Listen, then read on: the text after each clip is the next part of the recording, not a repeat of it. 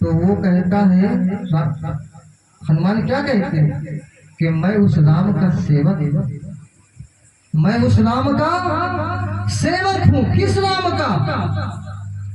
जिस राम की शक्ति से ब्रह्मा विष्णु महेश, ब्रह्मा सृष्टि रचते हैं, विष्णु पालन करते हैं, महेश संहार करते हैं।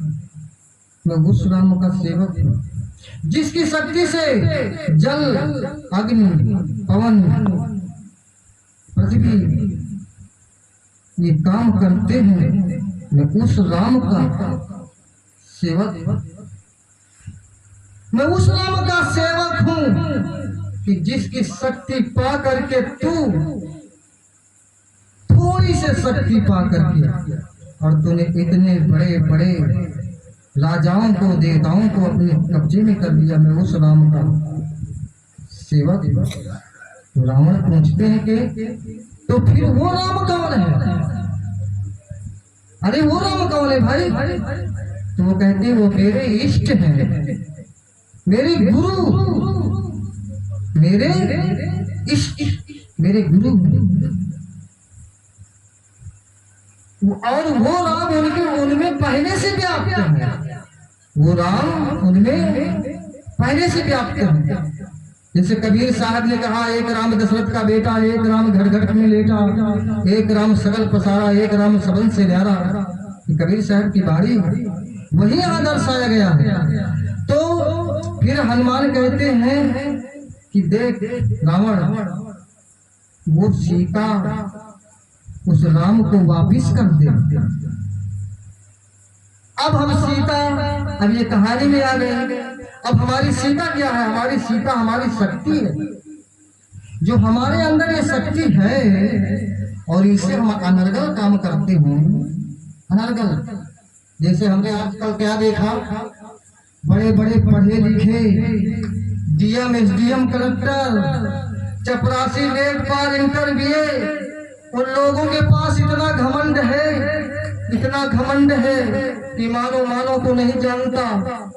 अगर वो हमारी समस्या को नहीं जानता, इंसान की समस्या को नहीं जानता, उसकी गरीबी को नहीं जानता, उसकी मुसीबत को नहीं जानता, तो दोस्त उसको तुम पढ़ा लिखा कहोगे या उसको अच्छा इंसान कहोगे? जिस देवी के सामने बलात्कार हो रहा है और वो देवी, वो बेचारी चिल्ला रही है, तड़प रही है, रो रही है और वो हमारी पुकार नहीं सुन रहे, तो बताइए आप उस देवी को भगवान कहोगे? बोलो, उसको भगवान कहोगे?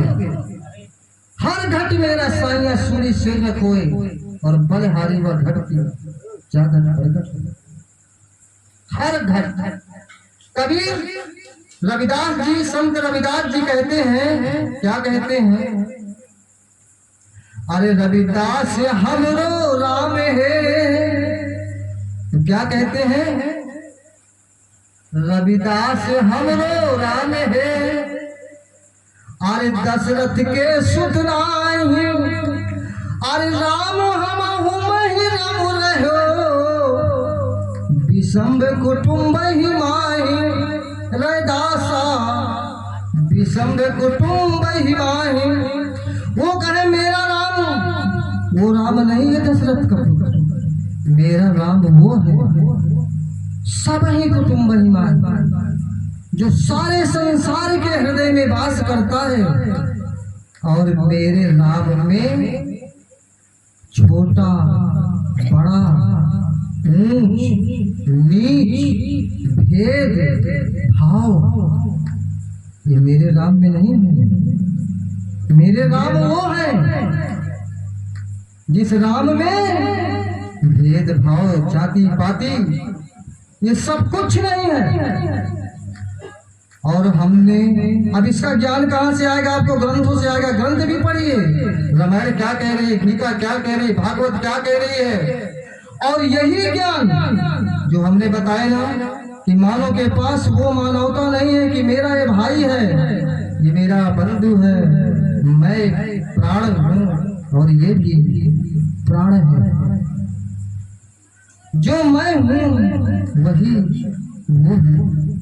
जैसे मुर्गा है और मुर्गा को जब काटता है तो मुर्गा बेचारा कुछ कहता है, भले बोल नहीं सकता, लेकिन तुम्हारे चेहरे में जैसे गुस्सा आया तो हम समझ जाते हैं ना तुम्हारे चेहरे को देख के कि तुम्हारा तो चेहरा गुस्सा गुस्सा है।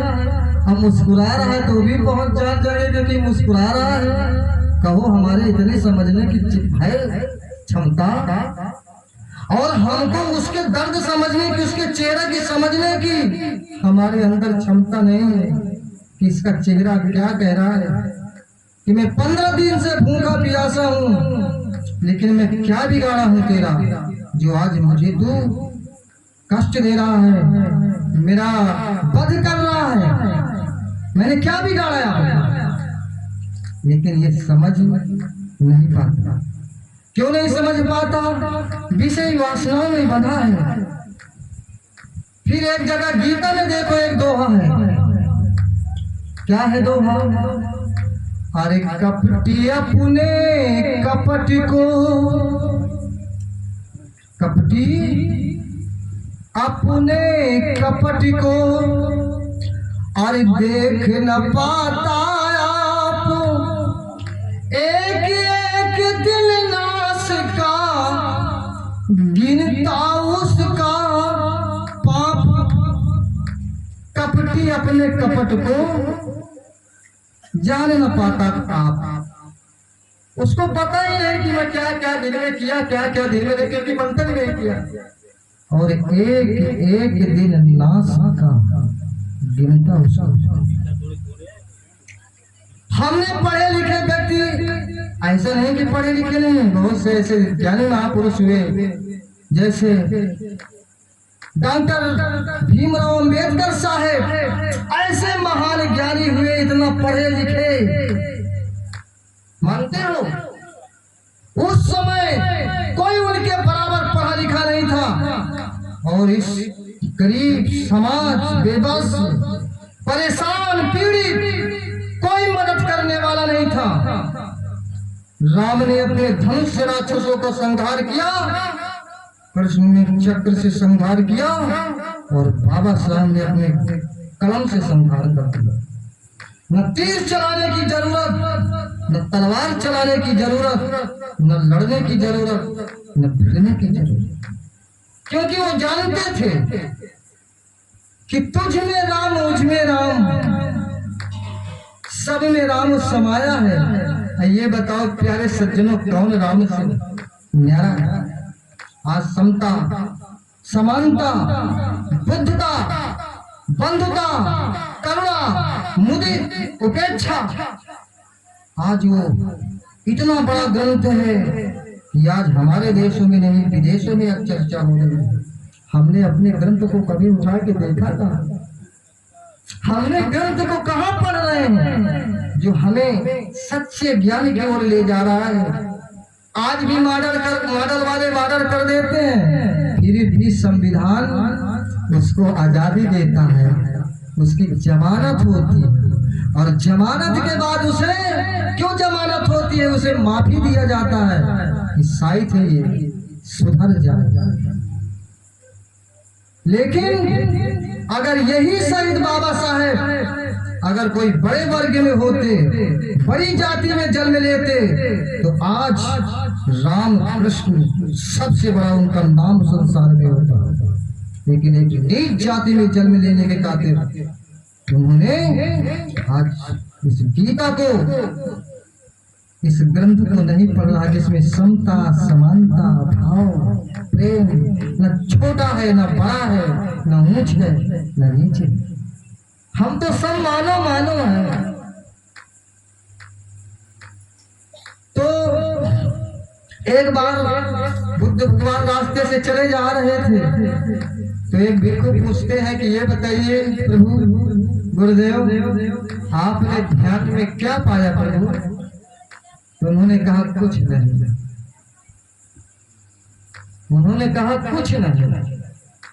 ध्यान में मैंने क्रोध खोया, ध्यान में मैंने लोभ खोया, ध्यान में मैंने अहंकार खोया।